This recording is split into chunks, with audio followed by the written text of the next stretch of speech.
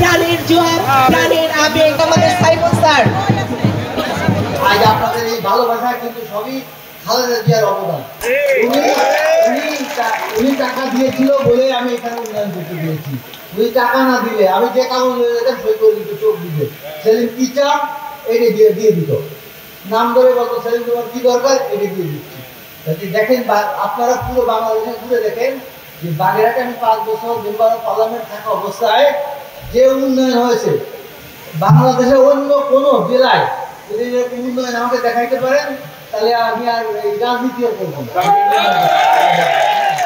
কাজে বাংলাদেশে তো গত 100 বছরে হয়নি, আগামী 100 বছরে হবে কিনা এটাও জানি না।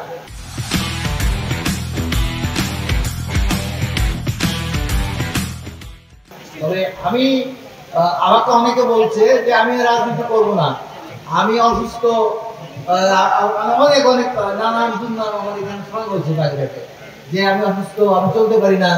তাহলে আমি এখনো কিন্তু 14 ঘন্টা কাজ করি এবং শুক্রবারে আমি ছুটি নিই না, শুক্রবারে আমার ফ্যাক্টরিতে কাজ করতে হয়। তাহলে আমি কত অসুস্থতা আপনি ভেবে দেখবেন আপনারা আর কি। আমার স্টাফরা কাজ করে 6 দিন, আমি কাজ করি 7 দিন, এখনো ডেলি 7 দিন আমাকে কাজ করতে হয়।